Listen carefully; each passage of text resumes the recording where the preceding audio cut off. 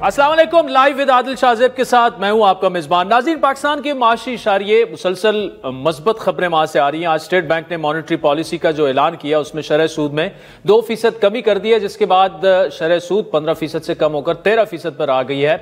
और शरह सूद में इस कमी से हुकूमत को सूद की मद में जो अदायगियां हैं उसमें तकरीबन 1700 रुपए अरब की कमी आएगी। रवां साल सूद की अदायगियों की मद में 9,800 रुपए का तखमीना लगाया गया था, जो शरह सूद में कमी से 1700 अरब रुपए कम होकर अब तकरीबन 8,100 रुपए रहेगी। दूसरी जानिब सियासी माजराई में भी हमें कमी देखने में आई है। हुकूमत और मौलाना के दरमियान मामलात जो हमारी इतलात हैं तकरीबन तय पा चुके हैं, लेकिन JUI से पूछेंगे क्या वाकई ऐसे है। पीपल्स पार्टी और हुकूमत के दरमियान मुज़ाकरात जो हैं वो भी जारी हैं। दूसरी जानिब ये कहा जा रहा है कि तमाम मामलात हल कर लिए जाएंगे, जबकि PTI भी हुकूमत से मुज़ाकरात के लिए तैयार हो गई है। बयानात के ऊपर दूसरा बयान आ रहा है कि जी हम तैयार हैं, आप बैठें। हुकूमत ने पार्लियामेंट का जो कल बुलाने वाला मुश्तरका इजलास था वो मुअख्खर कर दिया है, जिसकी वजूहात वज़ीर-ए-आज़म का बैरूनी दौरा और इत्तेहाद तंजीमात मदारस का इजलास का इनेकाद है। मौलाना फजलुर रहमान से मदारस रजिस्ट्रेशन बिल पर जो है, जिस तरह मैंने पहले कहा, हुकूमत का दावा है कि मामला तय पा चुका है। कौमी असम्बली और सेनेट इस्लामाबाद की हद तक, जबकि बाकी सूबे अपनी अपनी असम्बलियों से बिल मंजूर करवाएंगे। आपको याद दिलाते चले कि मौलाना ने हुकूमत को 17 दिसंबर यानी कल तक की डेडलाइन दी थी। इससे पहले मौलाना सड़कों पर आने का इंदिया दे चुके थे। वज़ीर-ए-आज़म के सियासी मुशीर राना सनाउल्लाह साहब ने भी इस बात की तस्दीक की है कि मौलाना के मामला तय पा चुके हैं। फजलुर रहमान साहब बिल्कुल इस बारे में जो बात कर रहे हैं, हमें उस बात की बड़ी कदर है।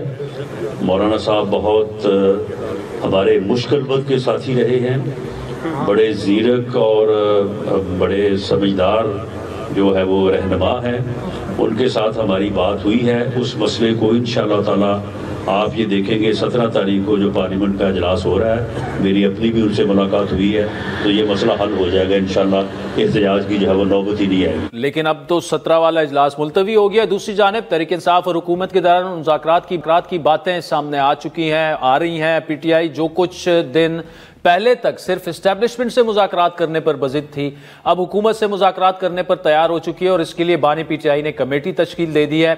PTI हुकूमत को बेख्तियार कहती थी, अब ऐसा क्या हुआ कि PTI हुकूमत से मुज़ाकरात करने पर तैयार हो चुकी है।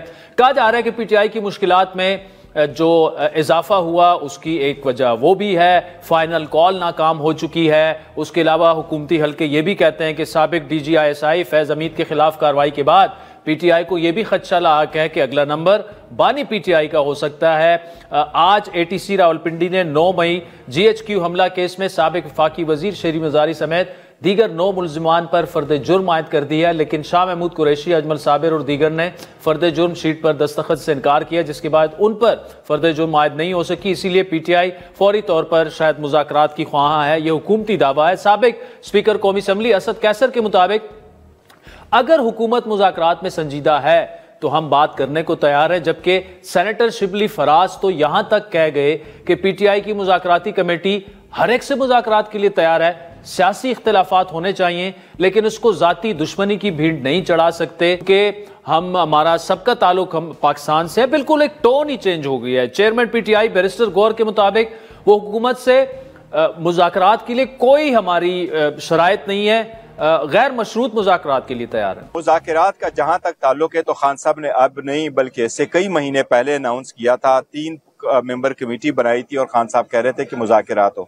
हम समझते हैं, मैं तो ज़ाती तौर पे बारहा कह चुका हूँ, मुज़ाकरात होने चाहिए, हर स्टेज पे होने चाहिए और कंप्रहेंसिव मुज़ाकरात होने चाहिए, अनकंडीशनल मुज़ाकरात होने चाहिए, ताकि अगर बात आगे बढ़ती है पॉलिटिकल मसाइल का पॉलिटिकल हल मुस्तकिल ढूंढना बड़ा लाजिम होता है। पहले भी हमारा एक कंटेक्ट इस्टेब्लिश हुआ था, हम आगे की तरफ बढ़ रहे थे, एक क्रिटिकल स्टेज पे हम डिस्कनेक्ट हो गए और जहां कांटेक्ट एस्टेब्लिश हुआ था बड़ा बेहतरीन था और हम जा रहे थे इस एहतजाज से पहले।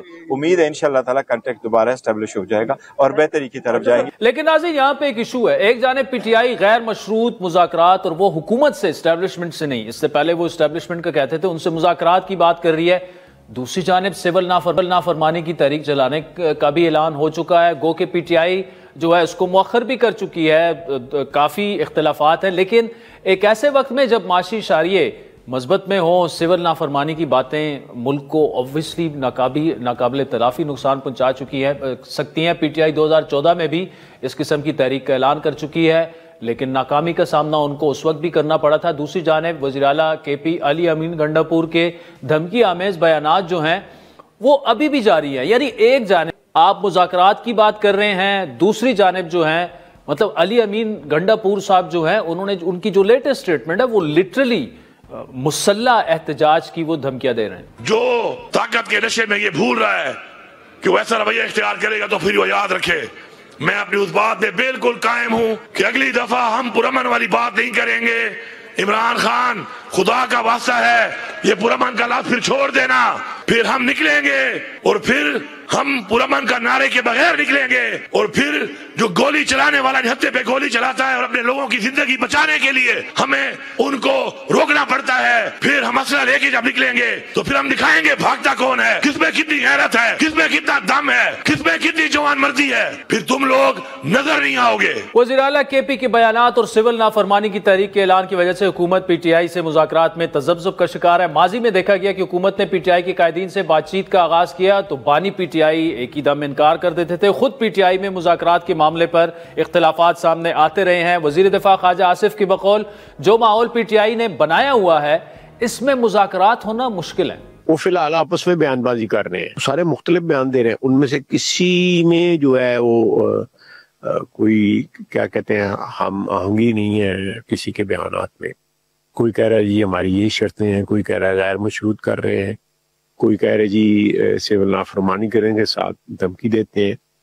मैं नहीं समझता कि इस माहौल में जो माहौल PTI ने क्रिएट किया हुआ है कोई नतीजा खेज किस्म के या मीनिंगफुल जो है मुज़ाकरात की इब्तिदा हो सकती। दूसरी जानिब अमेरिका के नौमुंतखब सदर डोनाल्ड ट्रंप के करीबी साथी और नेशनल इंटेलिजेंस के साबिक कायम मकाम डायरेक्टर रिचर्ड ग्रेनल को LG बराए खुसूसी मिशंस मुकर्रर कर दिया गया है। उन्होंने चंद रोज पहले बानी PTI की रिहाई का मुतालबा किया था। 26 नवंबर को X पर PTI के एहतजाज के हवाले से ब्लूमबर्ग की एक खबर को रीपोस्ट करते हुए रिचर्ड ने लिखा कि इमरान खान को रिहा किया जाए और उनके इस मुतालबे पर PTI की रहनुमा जुल्फी बुखारी ने X पर उनका शुक्रिया भी अदा किया। इस पर रद्द-ए-अमल देते हुए वजीर दिफा ख्वाजा आसिफ के बकौल हमारे मुल्क में क्या होना चाहिए क्या नहीं इसका हमें बेहतर पता है, अपने मफादात का तहफ़्फ़ुज़ हमने करना है। उनके बकौल हम बेहतर समझते हैं कि हमारे फ़ायदे में क्या है और नुकसान में क्या है। नून लीग के सेनेटर इरफान सदीकी के मुताबिक PTI के बानी इमरान खान वैसे ही पाकिस्तान के कैदी हैं जैसे उसामा की तलाश में मदद देने वाले शकील अफरीदी हैं। अपने इस बयान में इरफान सदीकी का यह भी कहना था कि हमें नहीं मालूम कि अमेरिकी सदर डोनाल्ड ट्रंप की तरजीहात क्या होंगी, नहीं मालूम वो किस हद तक दूसरे ममालिक में मुदाखलत करेंगे। तमाम मामलात पर नाज़रीन बात हमें ज्वाइन किया नून लीग के सीनियर रहनुमा मियां जावेद लतीफ़ साहब ने, जबकि प्रोग्राम के अगले हिस्से में पीपल्स पार्टी के रहनुमा सैयद नवीद कमर और तहरीक इंसाफ के रहनुमा शौकत यूसुफजई साहब भी हमारे साथ मौजूद होंगे। मियां जावेद लतीफ़ साहब, thank you so much for joining us. Sir, इससे पहले के मुज़ाकरात पर हैं, ये बात बताएं आपके दो अहम इत्तेहादी पीपल्स पार्टी आपसे नाराज, MQM आपसे नाराज, मौलाना आपसे नाराज, PMLN खुद भी आपकी हुकूमत से नाराज। ये खुश कौन है मियां साहब आपकी गवर्नमेंट से? भाई खुश फिर अरेंजमेंट के तहत हुकूमत बनाने वाले ही हो सकते हैं या मईशत खुश हो सकती है। देखें, दो चार बातें आपने आदल कही हैं, अगर इजाज़त दें तो मैं उस पर बात करूं। देखें, दो तीन चीज़ें हैं। बदकिस्मती है कि ये जो मुज़ाकरात दो जमातों के दरमियान आप कह रहे हैं, मुझे ये बताएं कि क्या दोनों जमातें अपने फ़ायदे के बगैर दूसरे के फ़ायदे के लिए मुज़ाकरात को कोई हतमी शक्ल दे सकती हैं? नहीं, वो नहीं। गैर मशरूत मुज़ाकरात नहीं है, मशरूत मुज़ाकरात हैं। गौहर साहब जो गुफ्तगू करते हैं, गुफ्तगू की हद तक वो ठीक हैं, मगर जो एजेंडा इमरान खान साहब ने उनके हाथ में थमाया है वो ये नहीं है। वो ये है कि अगर इमरान खान को छोड़ा जाता है और बग़ैर अदारों की अप्रूवल के छोड़ा जाता है तो फिर तो यही बात हुई ना आदल कि उन्होंने बाहर कर दो, इन्होंने अंदर कर दो। एक हुकूमत में आ जाए अंदर वाला और हुकूमत वाले जेल चले जाएं। ये नहीं होता है ऐसे। और कभी और जहाँ तक आप खुद कोट कर रहे हैं अलीमीन गंडापुर को कि वो कह रहे हैं कि हम मसल्ला होके आएंगे। ये बात वो पहले भी कह चुके हैं, मगर इस दफ़ा ज़रा बड़ी वजाहत से कह रहे हैं। मुझे ये बताएं कि कोई मसल्ला तहरीक का ऐलान करे और कोई सिविल नाफरमानी की बात करे। 2014 का आपने ख़ुद ज़िक्र किया कि सिविल नाफरमानी का उन्होंने इससे पहले भी ज़िक्र किया था। मुझे कोई ये समझाए कि क्या आप सिविल नाफरमानी का ज़िक्र सुनने वाले अदारों में बैठे जो लोग हैं, पॉलिसी साज जो हैं, मैं उनको मुखातब करके ये बात आपके तवज्जुह से करना चाहता हूँ कि क्या एक स्टेप आगे चला जाए, कोई गैस बिजली के बिल देने बंद कर दे खुदा न खास्ता, तो रियासत उसके बाद क्या करेगी और उसके बाद आने वाली हुकूमत क्या करेगी। और मुझे ये कोई समझा दे कि एक स्टेप कौम ने अगर निकल के ले लिया, जो महंगाई में पिसे हुए हैं, जो बेरोज़गारी में परेशान हैं, जो गैस बिजली के बिल नहीं दे सकते, अगर उनको ये समझा दिया गया, जिस तरह के आज के दिन 16 दिसंबर को ही एक हादसा पेश आया था, और वो हादसा इस तरह आनन फानन नहीं हुआ था, वो भी 6, 7, 8, 10 साल पे मुहित था। जब वो 6 नुकात दे रही थी मशरक़ी पाकिस्तान की एक जमात, तो उनको या तो रोकना चाहिए था इंतखाबात में जाने से पहले, और अगर रोका नहीं जा सका था तो फिर उनके अक्सरियत की वजह से उनके हाथ में हुकूमत दे देनी चाहिए थी। ये शर्त नहीं रखनी चाहिए थी जनरल याह्या की तरफ से कि सदर मुझे बनाओगे तो मैं कबूल करूंगा।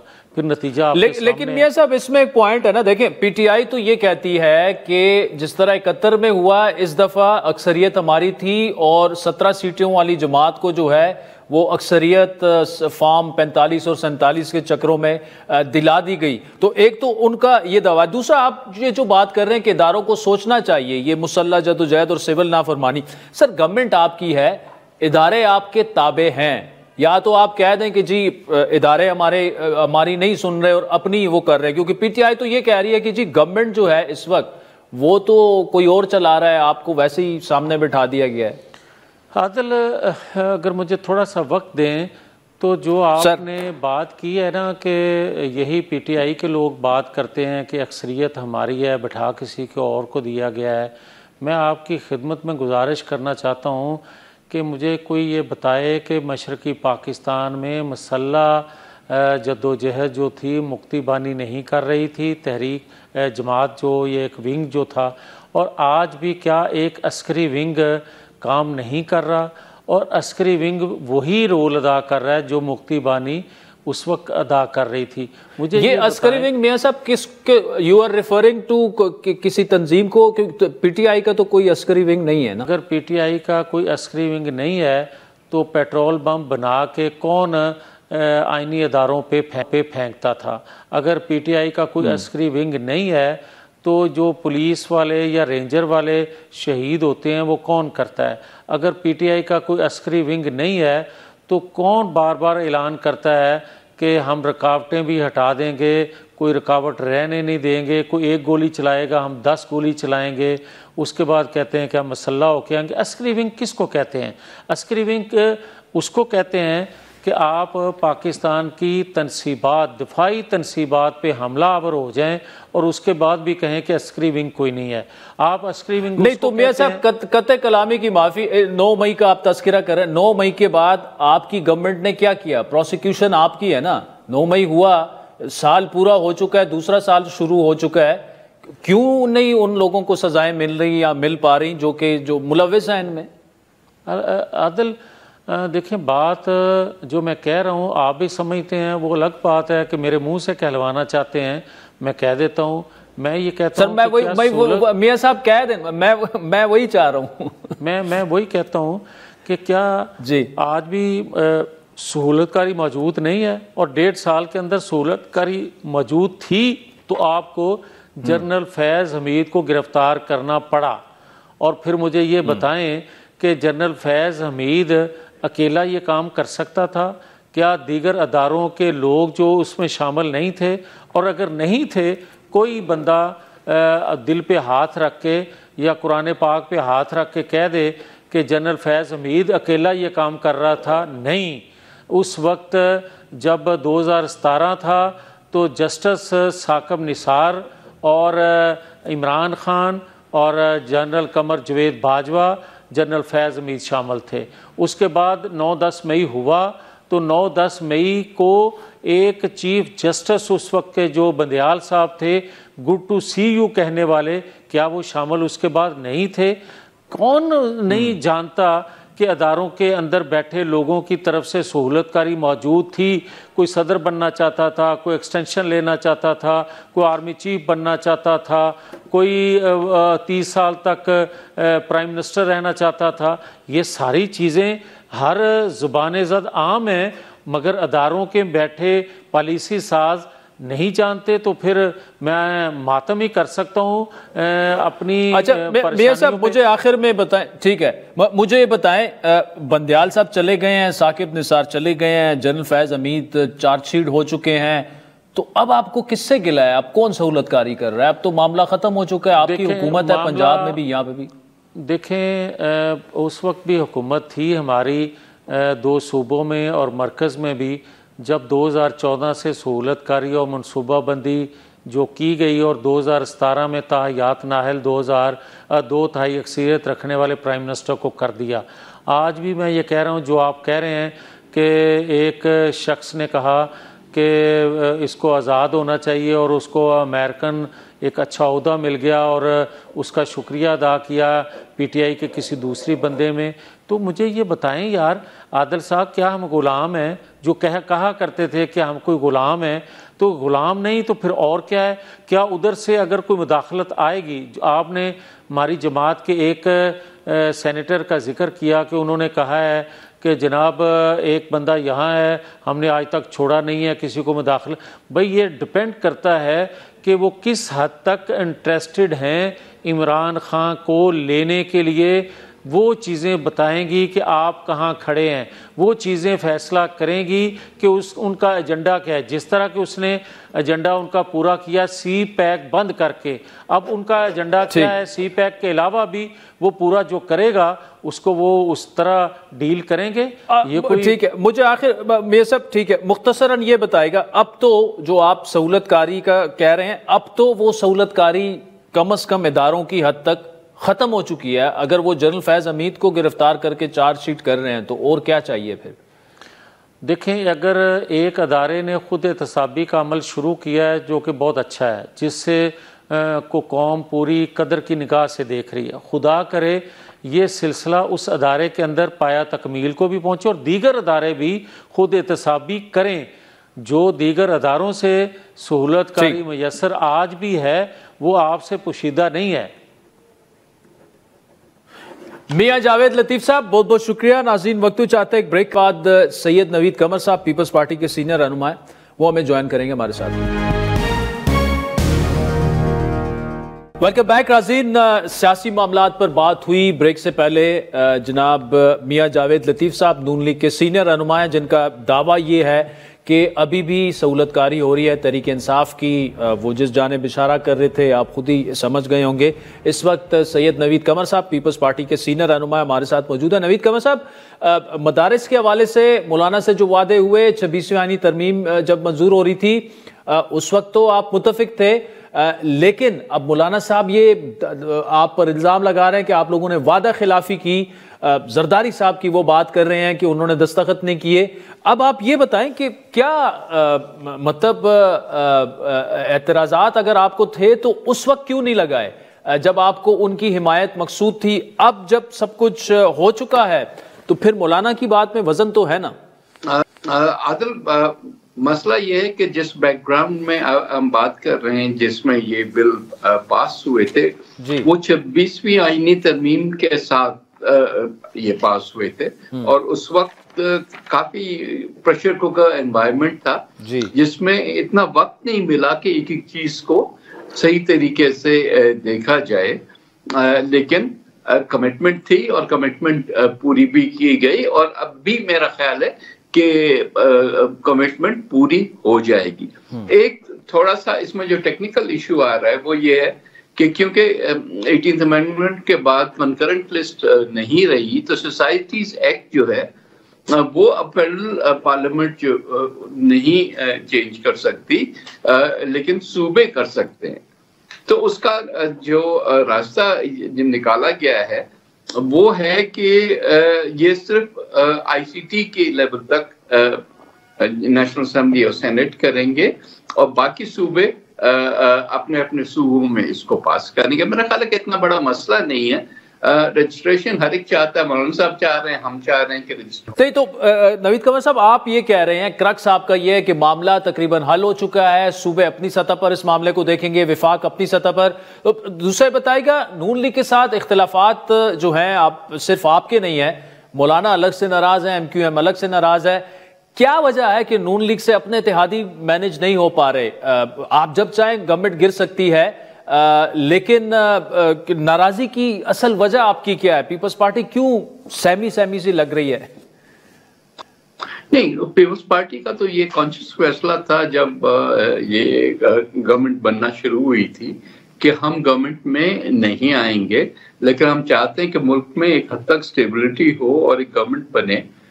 तो पहली दफा पाकिस्तान की तारीख में एक मिनॉरिटी गवर्नमेंट बनी और उसको पीपल्स पार्टी ने कमिट किया कि हम गवर्नमेंट गिरने नहीं देंगे, आप चलाएं जो आपके है पॉलिसीज हैं उसके मुताबिक। जाहिर है कि जरूरी नहीं है कि हर पॉलिसी पे हम 100% अग्री करें, जरूर ऐसे इश्यूज आते हैं जिस पे हमारा डिसएग्रीमेंट होता है उनसे, लेकिन बाय एंड लार्ज हम चाह रहे हैं कि सिस्टम आगे बढ़े। कोई ये नहीं चाहता कि प्रीमेच्योरली रोज इलेक्शंस होते रहे या कोई इस किस्म की बात हो। मे बी कुछ पार्टीज चाह भी रही हो कि प्रीमेच्योर इलेक्शंस हो जाएं, लेकिन अभी पूरा साल भी नहीं हुआ और अभी से हम इलेक्शन मोड में नहीं जा सकते। तो इसलिए ये हुकूमत हम चाह रहे हैं कि चलती रहे, लेकिन पॉलिसीज उस हद तक हो कि सबके साथ डिस्कस करके सबका कंसेंसस बना के फिर पॉलिसीज दी जाएं। सडनली ये नहीं है कि क्लोज डोर में एक पॉलिसी बने और वो इम्प्लीमेंट भी होना शुरू हो जाए और फिर हमें पता चले कि जी ऐसा कुछ हुआ है। तो उस वजह से हमने ये कमेटी भी बना दी, जिसके बाद गवर्नमेंट ने भी एक अपनी कमेटी बना दी ताकि ये डायलॉग जो है वो चलता रहे, चाहे वो फेडरल लेवल पे हो चाहे वो चारों सूबों में हो। इस लिहाज से कई चीजें ऐसी थी जो हमारी ओरिजिनल एग्रीमेंट थी उसमें लिखी गई थी, उसमें से कुछ पे इम्प्लीमेंटेशन हो गई है, कुछ पे नहीं हुई।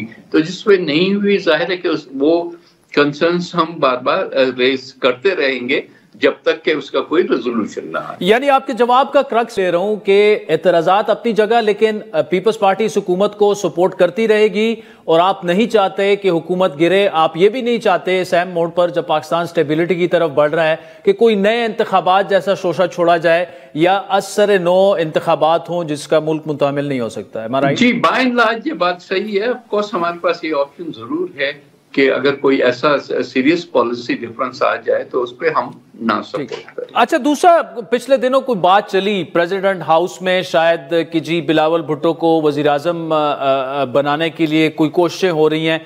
क्या ऐसी कोई सोच है कि जी नून लीग पीछे हटे या पीटीआई आपकी हिमायत कर दे? तो क्या पीपल्स पार्टी मौजूदा पार्लियामेंट में बिलावल भुट्टो को वजीर आजम बनाने के लिए तैयार होगी या सोच रही है? देखें, बिलावल भुट्टो साहब को हमने अगर वजीर आजम इस किस्म की माइनॉरिटी सिचुएशन में बनाना होता तो पहले दिन भी बना सकते थे, क्योंकि हमारे पास बैलेंसिंग वोट थे और हम ये सारा मनूवर भी कर सकते थे। लेकिन इशू ये नहीं है, आइडिया ये नहीं है। बिलावल साहब को जरूर हम प्राइम मिनिस्टर देखना चाहते हैं इस मुल्क का, लेकिन इन अ प्रॉपर वे, जहां हमारे पास नंबर्स हों, जहां हम जो है ये कंस्पिरेसी से नहीं बल्कि लोगों की सपोर्ट के साथ हम उनको प्राइम मिनिस्टर। अच्छा, दूसरा, नवीद कमर साहब, QM भी हुकूमत से नाराज है। उनके बकौल किसी भी वक्त वो हिमायत से पीछे हट सकते हैं, लेकिन उनके ज्यादातर मामला सिंध और कराची से जुड़े हैं और यहां तक वो कह रहे हैं कि पीपल्स पार्टी ने साजिश करके हमें बलदियाती इलेक्शन से बाइकआउट करवाया, इंतखाबात चुराए गए।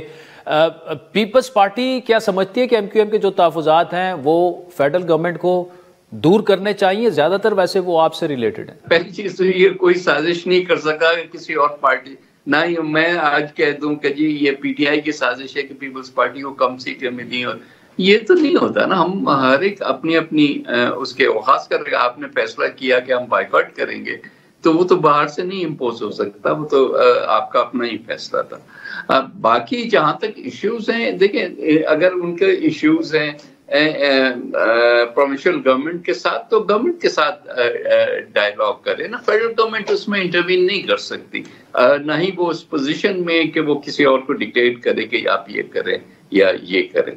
एक आउटस्टैंडिंग एजेंडा जरूर है जो हमारा एग्रीमेंट था, उसमें ये था कि जो गवर्नर सिंध का होगा वो जो है मुस्लिम लीग नून से होगा जी, और वो one reason of the other वो वाली इम्प्लीमेंटेशन जो है वो स्लाइड होती रही है, और हर दफे कोई बयान देता है। मेरा ख्याल है कि फैसल बाबरा साहब ने शायद कोई बयान दिया है, उस पर ये रिएक्शन आया है। वो इट हैज कहें ना कहें, इन द एंड उनका मकसद ये होता है कि हमारे गवर्नर को ना ये बड़ी अहम बात आपने की है नवीद। इसका मतलब ये कि पीपल्स पार्टी इस पर राजी है कि गवर्नर सिंध का जो मामला है वो उसी तरह चलता रहे, आपको उससे कोई इशू नहीं है अगर वो गवर्नर रहें। हम कहते हैं जो भी एग्रीमेंट में लिखा हुआ है वो प्लीज इम्प्लीमेंट किया जाए। It's not a question of an individual, it is what has been agreed on. जो अगली चीजें हुई को इम्प्लीमेंट करना। यानी आप ये कह रहे हैं कि उनको हटाया जाए और नून लीग का गवर्नर आए। आखिर में बताइएगा, पीपल्स पार्टी जो है, सॉरी पीटीआई जो है वो मुज़ाकरात करना चाहती है, हुकूमत की जानिब से थोड़ा सा झिझक का मुजाहरा हो रहा है कि जी हम कल्ट से मुज़ाकरात नहीं करेंगे। पीपल्स पार्टी कहाँ खड़ी है? पहली बात तो यह है कि सियासतदान का काम है डायलॉग करना जी, तो अगर हम पॉलिटिकल लोग हैं तो हमारा काम है ना, चाहे वो मुखालिफ से हो, अपनों से तो डायलॉग क्या करना है। हालांकि आजकल तो वो भी हो रहा है, लेकिन जो मुखालिफ है उसको भी सामने बिठा के और चीजों को स्मूथ आउट करने की कोशिश करनी चाहिए। तो उस लिहाज से तो गवर्नमेंट को डेफिनेटली अगर एक हाफ हार्टेड ऑफर ही सही, क्योंकि पीटीआई का भी तो पता नहीं चलता ना, कभी एक दिन एक बात होती है, दूसरे दिन दूसरी बात होती है। कभी कहते हैं डायलॉग करो, कभी कहते हैं खान नहीं मानते कि डायलॉग करो, और फिर प्री कंडीशंस रख देते हैं। प्री कंडीशन से डायलॉग्स तो नहीं होते ना। आप पहले टेबल पे तो बैठे हैं, देखें, आप अपनी चीजें बताएं, जो है गवर्नमेंट साइड अपनी चीजें बताएगी। तो उस लिहाज से आई थिंक इट्स बेटर कि डायलॉग हो rather than dialogue now. Syed Naveed Qamar साहब, बहुत बहुत शुक्रिया। नाज़रीन, दो बड़ी अहम बातें नवीद कमर साहब ने की। एक तो मदारिस बिल के लिहाज से वो कह रहे हैं कि मामला सेटल डाउन हो चुका है। दूसरा वो ये कह रहे हैं कि बिलावल साहब को हम बिल्कुल वज़ीर आज़म नहीं बनवाएंगे, ना पीपल्स पार्टी हुकूमत में आएगी, मौजूदा पार्लिमान अपनी मुद्दत पूरी करे और हम हुकूमत की सपोर्ट जारी रखेंगे। लेकिन अहम बात जो उन्होंने की वो ये कि गवर्नर सिंध जो है वो नून लीग का होना चाहिए मुआहदे के तहत। यानी पीपल्स पार्टी चाहती है कि टिसोरी साहब को जितना जल्दी हो सके वो हटाया जाए। वक्त तो चाहता है एक ब्रेक का, जिसके बाद JUI की हाफिज अब्दुल्ला और PTI के शौकत यूसुफजई साहब हमें ज्वाइन। Welcome back. नाज़रीन, ब्रेक से पहले सैयद नवीद कमर और मियां जावेद लतीफ़ साहब की गुफ्तगू आपने सुनी। नवीद कमर साहब का दावा ये है, बल्कि राना सनाउल्लाह साहब भी कह चुके हैं कि मदारिस की रजिस्ट्रेशन वाला जो मामला है वो तकरीबन हल हो चुका है। नवीद कमर साहब की गुफ्तगू आपने सुनी कि हर असम्बली में करारदाद मंजूर होगी, सेनेट और कौमी असम्बली में भी करारदाद मंजूर होगी और ये मामला तकरीबन सेटल डाउन हो चुका है। लेकिन इत्तेहाद तंजीमात मदारिस का जो इजलास है, जो आज इस वक्त भी जारी है और कल भी होगा, फाइनल फैसला उन्होंने करना है। JUI का इस पर इस वक्त क्या मौक़िफ़ है? क्या ये वाकई ये मामला जो है वो सेटल डाउन हो चुका है? अगर ना हुआ तो 17 दिसंबर जो कि कल की तारीख है, अल्टीमेटम मौलाना साहब दे चुके हैं और मौलाना साहब का जो अल्टीमेटम होता है वो बड़ा पक्का होता है और वो जब इस्लामाबाद आ जाते हैं तो बड़ी मुश्किल से वो फिर उनके जो हामी हैं वो वापस जाते हैं। हाफिज अब्दुल्ला साहब JUI की सीनियर रहनुमा हमारे साथ मौजूद हैं। हाफिज साहब, बहुत शुक्रिया। इत्तेहाद तंजीमात मदारिस का इजलास हो रहा है, हुकूमत का ये जो कहना है कि जी हम तकरीबन मामला सेटल डाउन हो चुका है, हो चुका है मामला सेटल डाउन? बिस्मिल्लाहिर्रहमानिर्रहीम, बहुत शुक्रिया आदिल साहब। देखिए, हुकूमत को तो पहले ये करना नहीं चाहिए थी कि वो जिसको आप वादा खिलाफी कहते हैं, जो फैसला पार्लियामेंट ने किया उस फैसले से वो इनहराफ करे, जिसको मौलाना साहब ने बदनीयती से ताबीर किया, हमने उसको धोखे और फ्रॉड से ताबीर किया। और बात यह है कि दोनों पार्टियां बल्कि तीनों PMLN, मुस्लिम लीग और MQM जमीयत से इत्तेफाक करते हुए वोट किया। अब पीपल्स पार्टी पार्लियामेंटेरियन की चेयरमैन असफ अली जरदारी साहब हैं, पाकिस्तान पीपल्स पार्टी के चेयरमैन बिलावल भुट्टो जरदारी है। बिलावल ने भी इत्तेफाक किया, असफ जरदारी साहब ने भी किया, बड़े मियाँ ने भी इत्तेफाक किया, छोटे मियाँ ने भी इत्तेफाक किया। उस इत्तेफाक के बाद फिर रोगर्दानी, इनहराफ, इसका कोई तुक ही नहीं बनता था। सबसे बुनियादी गलती या सबसे बुनियादी दुख इस बात पर हुआ। अब आइए इस बात पर हाफिज साहब एक मिनट, आप कह रहे हैं कोई तुक नहीं बनता, लेकिन तुक तो इसलिए बनती है कि ये इनहराफ हुआ। दूसरा, जरदारी साहब और मौलाना साहब की आपस में एक रवादारी का एक ट्रस्ट डेफिसिट उनके दरमियान इस तरह से कभी नहीं रहा, तो जाहिर बात है कुछ तो होगा। वजह आपको क्या समझ आ रही है? देखिए, मुझे अंदाज़ा नहीं है। जब आप खुद अंदाज़ा लगाइए कि बिलावल साहब मौलाना साहब के पास आते हैं और ये फरमा रहे हैं कि मैं दुबई में था, मुझे पता ही नहीं था कि ये अभी तक नहीं हुआ है, बिल साइन नहीं हुआ है, रजिस्ट्रेशन मदारिस बिल के हवाले। अच्छा, कोई एतराज़ात नहीं थे बिलावल? नहीं, सिर्फ उन्होंने ये बस उसने कहा कि ये मैं इंशाल्लाह 1-2 दिन में कर लूँगा, ये हो जाएगा, 3-4 दिन में हो जाएगा। लेकिन जैसे ही बिलावल साहब निकले, घंटों में ऐवान सदर से एतराज़ात समेत दीनी मदारस की जो बिल है उसको मुस्तरद किया गया। अब सवाल ये है कि क्या पीपल्स पार्टी और पीपल्स पार्टी पार्लियामेंटेरियन ये दोनों एक पेज पर नहीं थे जब हम मुज़ाकरात करते रहे? क्या पीपल्स पार्टी पार्लियामेंटेरियन के 26वीं आईनी तरमीम को तो जरदारी साहब ने नहीं, बिलावल ने लीड किया। मैं तो यही कह रहा हूँ ना। हाँ, तो बिलावल ही, मैं तो यही कह रहा हूँ ना, लेकिन बात तो ऐवान सदर से मुस्तरद की गई ना जी। तो जो लोग वहाँ पार्लियामेंट में बैठे हैं, ये आप मालूमात कर लें, ये पाकिस्तान पीपल्स पार्टी पार्लियामेंटेरियन की टिकट से आए हैं। तो पाकिस्तान पीपल्स पार्टी और पाकिस्तान पीपल्स पार्टी पार्लियामेंटेरियन के चेयरमैन ऐवान सदर में है और बिलावल भुट्टो कौमी असम्बली में है। जब बिलावल भुट्टो ये बात कर रहे थे, क्या वो हमारे साथ मुत्तफिक नहीं थे? मुत्तफिक थे। तो क्या पार्लियामेंटेरियन के सरबराह मुत्तफिक नहीं थे? तो ये तो उन्होंने फैसला करना है।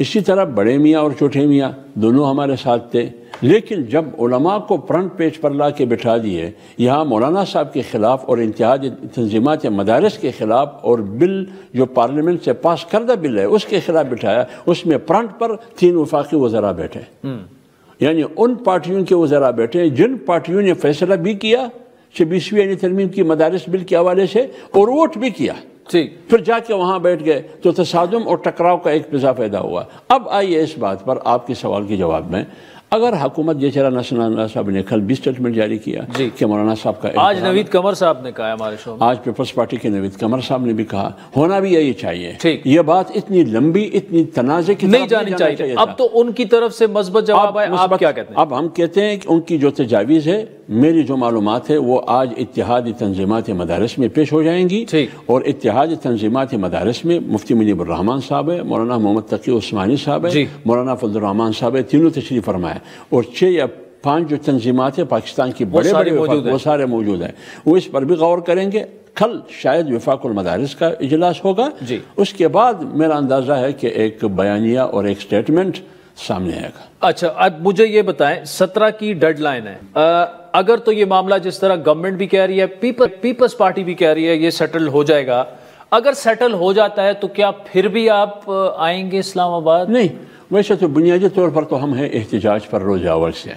नहीं, इस्लामाबाद आने की मैं अभी आ रहा हूँ, वो जो 8 फरवरी और 9 फरवरी के इलेक्शन के हवाले से वो तो है, लेकिन जो हमने स्टैंड लिया कि हमने ज़रूर आना है वो इस वजह से अगर ये सेटल होता है तो आप ये समझे कि एक इशू हल हुआ। मतलब आप नहीं आएंगे? नहीं, फिलहाल शायद वो ऐलान जो मौलाना साहब ने किया था मदारस के रिएक्शन के हवाले से वो सेटल डाउन हो जाए। ठीक है।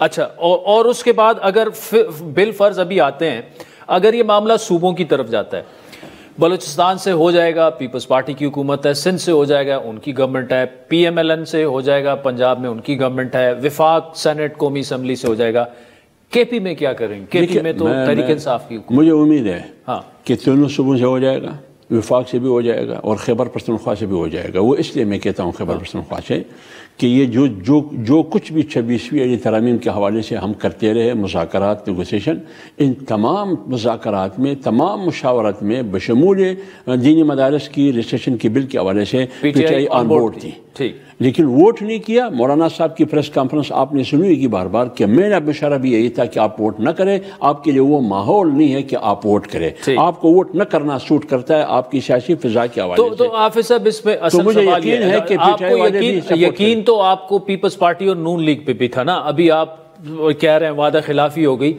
कल को अगर PTI अकड़ जाती है कि जी आप अगर हमारे साथ ओपोजिशन में आएंगे और इकट्ठे इस्लामाबाद जाएंगे तो हम कर देंगे, अदरवाइज आपका अपना रास्ता। नहीं, मेरे ख्याल में हम उस फैसले को सामने रखेंगे जो हम मौलाना साहब के साथ घर में बैठ के बार बार 26वीं अली तरमीम मेरे सामने एक दो मजलिसें ऐसी हुई है कि उनकी तजावीज़ मौलाना सुन भी रहे थे PTI वालों के, और जब मुस्लिम लीग और पीपल्स पार्टी के साथ मौलाना साहब ने मुज़ाकरात करते रहे, उसके बाद आके फिर PTI को भी इत्मीनान में लेते थे तमाम प्रोसेस में। तो मुझे यकीन है कि इंशाअल्लाह PTI की जो क़ियादत है वो मदारिस बिल को खैबर पख्तूनख्वा में सपोर्ट करेगी। हाफिज़ अब्दुल्ला साहब, बहुत शुक्रिया। नाज़रीन, आप हमारे साथ रहिएगा। हाफिज़ अब्दुल्ला साहब तवक्को ये करते हैं, उन्हें उम्मीद है कि ये जो मदारिस बिल है ये KP असम्बली भी मंजूर कर लेगी, PTI की वहाँ पर अक्सरियत है। शौकत यूसुफजई साहब ब्रेक के बाद हमें ज्वाइन करेंगे, उनसे पूछेंगे कि क्या उनकी स्ट्रैटेजी है हमारे साथ। वेलकम बैक नाज़रीन। ब्रेक से पहले नवीद कमर साहब, मियाँ जावेद लतीफ़ साहब और हाफिज़ अब्दुल्ला साहब की तफसीली गुफ्तगू आपने सुनी। इस वक्त तहरीक इंसाफ के रहनुमा साबिक वज़ीर इत्तलात जनाब शौकत यूसुफजई साहब हमारे साथ मौजूद हैं। यूसुफजई साहब, बहुत शुक्रिया। सर, पहले तो ये बताइएगा कि आपकी एक स्टेटमेंट मैं देख रहा था कि 2 दिन का अल्टीमेटम, मुज़ाकरात शुरू करें वरना फिर, मतलब फाइनल कॉल वरना फिर। और शौकत साहब, हम तो आपसे लीस्ट ये इस किस्म की एक्सपेक्ट करता है। जब आप मुज़ाकरात करते हैं उसमें फिर अल्टीमेटम तो नहीं होता ना, आप ज़बरदस्ती, पहले हुकूमत मुज़ाकरात कर रही थी, आपके लोग पीछे हट गए, अब आप ज़बरदस्ती मुज़ाकरात करना चाहते हैं कि अल्टीमेटम है 2 दिन, वरना तो फिर क्या सिविल नाफरमानी शुरू कर देंगे आप लोग? बहुत शुक्रिया। देखिए, ये जो मुज़ाकरात की बात है, ये ढंडोरा तो हुकूमत पीटती रही ना कि हमारे साथ मुज़ाकरात करें। हम तो पहले से कहते थे कि ये इनके पास इख्तियारात नहीं है, ये वक्त ज़ाया करने वाले लोग हैं, इन्होंने चोरी की है, मैंडेट चोरी करके ये हुकूमत में आए हैं। लेकिन बदकिस्मती से ये बार बार कहते रहे कि जी आप मुज़ाकरात नहीं करते, तो पार्टी ने फैसला किया कि ठीक है हम मुज़ाकरात कर रहे हैं। ठीक, जब मुज़ाकरात के लिए कमेटी बनाई गई, उसके बाद ये कहते हैं कि नहीं जी हम तो, ये तो लेट हो गया, पहले हम करना चाहते थे। तो पहले क्या मतलब है, ये क्या समझते थे कि पहले मजबूत है अब कमजोर हो गए? ये इनकी खामख्याली है। इमरान खान की पॉपुलरिटी में पहले से और ज्यादा इजाफा हुआ है, वोट उसी का है, किसी के आने जाने से कोई फर्क नहीं पड़ता। ये गलत फहमी में न रहे, आज भी अगर वो कॉल देगा तो लोग निकलेंगे। ठीक, तो और वो जो उन्होंने कॉल दिए नाफरमानी की, वो अभी बरकरार है, वो वापस नहीं ली गई अभी तक। ये तो देखें पार्टी फैसले के मुताबिक। बस ठीक है, वो आपका शौकत साहब जवाब आ गया है कि अगर 2 दिनों में मुज़ाकरात शुरू ना किए तो सिविल नाफरमानी की कॉल जो है वो बरकरार है। लेकिन मुझे ये बताइएगा, 2 दिनों की बात नहीं कर रहा हूँ। अच्छा, मतलब वो होगी, वो ऑन द कार्ड है। मैं जो कह रहा हूँ वो ये कि हमारी जो सिविल नाफरमानी की तारीख है, इमरान खान ऐलान कर चुके हैं। उसमें जो पास आया है उसकी मेन वजह ये है कि मुज़ाकरात की बात चल रही थी। तो जैसे ही अगर मुज़ाकरात नाकाम होते हैं या मुज़ाकरात नहीं होते हैं, तो दोनों सूरतों में काल तो मौजूद है, वो फिर ऐलान कर देंगे कि जी बस आप शुरू करें। अच्छा ठीक है। अब शौकत साहब मुझे ये बताइएगा, रेमिटेंसेस का ना आना या बिजली और गैस के बिल ना देना, और देखिए सिविल नाफरमानी मतलब कि आप रियासत की नाफरमानी कर रहे हैं। वो फाइनल कॉल में बेचारों का जो पेशावर मर्दान और उधर से आए थे, इतनी मार पड़ी, आपके लोग वहां से चले गए वजीर आला समेत, और उस पर आप बड़ा खुलकर बोले भी। एक दफा फिर जो है वो केपी के लोगों को झोंकना चाह रहे हैं, मतलब और होना तो ये, अगर सिविल नाफरमानी करनी है तो वो फिर उसका आगाज तो लाहौर से होना चाहिए। देखिए ये तो अब देखना पड़ेगा ना, सिविल नाफरमानी की तारीख जो है वो कहाँ से शुरू होती है। ये तो ज़ाहिर है सारे पते तो नहीं शो कर सकते हैं ना, यानी पत्ते अभी बाकी हैं आपके पास, वो इमरान खान पत्ते अभी बाकी हैं। देखिए सियासत कर रहे हैं हम जी, हम तो PMLN की तरह, पीपल्स पार्टी की तरह नहीं सर शौकत साहब, लेकिन फाइनल कॉल का नाम आप, आखिरी पत्ते का नाम आप देते हैं। ये तो आप जैसे लोगों को पता है ना कि सियासत में कोई चीज आखिरी नहीं होती। जी जी बिल्कुल आखिरी नहीं होती है। हमारे पास और भी बड़े पत्ते हैं। हम देखें ये जो मुज़ाकरात अगर देखें नहीं करते हैं तो नुकसान किसका होगा? गवर्नमेंट का होगा, पाकिस्तान का होगा, और जिम्मेदारी किस पे होगी? हुकूमत के ऊपर होगी। इसलिए कि हम तो मुज़ाकरात नहीं, ये पत्ते शौकत साहब आप मुज़ाकरात करना चाह रहे हैं, गवर्नमेंट अब नहीं करना चाह रही, आप पत्तों की बात कर रहे हैं। क्या पत्तों में से एक पत्ता ये भी है जो अली अमीन साहब ने कहा कि हम मुसल्ला होकर भी आ सकते हैं और आपको भरपूर जवाब फिर देंगे? नहीं, मेरे ख्याल से ये हमारी पॉलिसी नहीं है। अच्छा, बिल्कुल देखें, अली अमीन गंडापुर साहब जो रद्दअमल शो कर रहा है ना, वो उन वज़रा की तरफ से जो रद्दअमल आता है कि हम आएंगे तो हम फिर मारेंगे, तो ये जो है ना, ये उसका रद्दअमल है। कोई वजीर ये कह सकता है? कैसे कह सकता है? क्या उसके पास अपनी ताकत है, अपनी फोर्स है?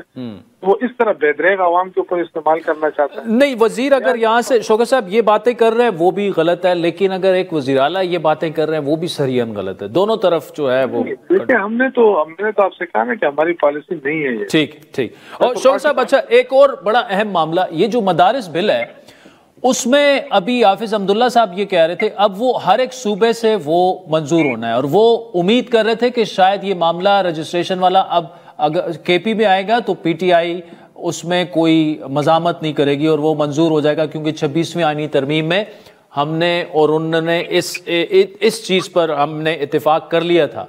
तो क्या कोई आपको इस पर एतराजात हैं या आसानी से ये मामला हल हो जाएगा? नहीं, देखिए, ये तो हुकूमत की तरफ से एक शरारत हुई है कि आप मदारिस को तकसीम कर लें, वरना ऑलरेडी जो 2019 का जो बिल आया था, जो शौकत महमूद साहब के दौर में हुआ था, उसमें बहुत सारी चीजें बड़ी क्लियर थी।